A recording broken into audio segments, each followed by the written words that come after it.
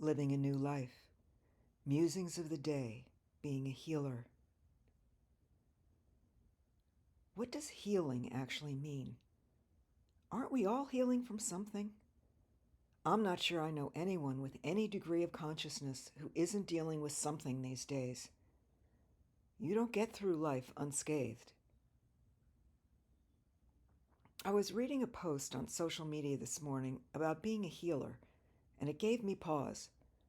Normally, I wouldn't put myself in that category, but after reflecting a bit, I realize that this is exactly what I've been offering for years in one way or another. First, as a coach and teacher, and now through my art and writing.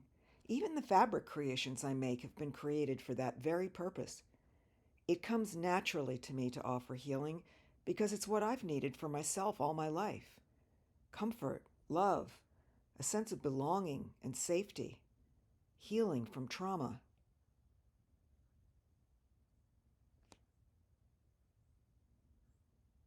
I had an experience with this recently, one that took me a bit by surprise in its intensity.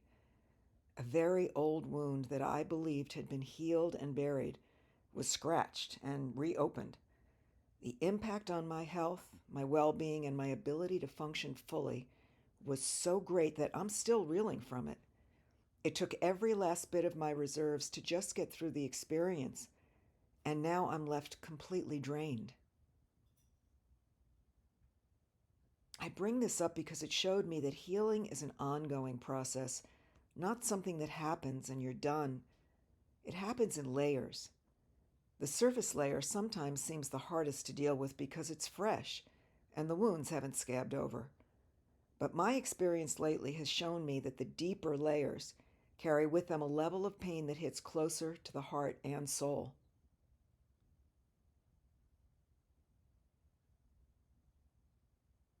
Having gone through this period of reawakened trauma, it's now apparent to me that bringing healing to my body and my heart is going to require something different than it did when I first experienced this. The healing has to reach deeper, be more potent than ever. Can I do that with the means I've used in the past? Or does this call for something new? Pondering this in the wee hours this morning, I realized that the healer in me, the one who offers healing to others through my art, needs to be released from offering it to anyone else for a while. The healer now needs to heal herself, to use whatever means possible to give those old wounds time and space to scab over again. This is a deeper cut, an unanticipated one, and as such, it might just take a bit longer to heal. But when it does, the healing will be more complete, reach deeper, and last longer than it did before. This is the kind of healing I was asking for when I went into this surgery. Release, freedom. I'm getting what I intended, but it's happening in a way that's requiring me to see it differently, live it differently, and heal it in a new way. It is truly about living in a new way. I hesitate to call myself a healer, but the truth is that healing is what my life has been about for decades.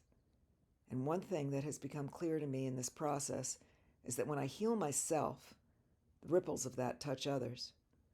Without me trying, without me calling myself one thing or another, my own healing offers others the opportunity to do the same.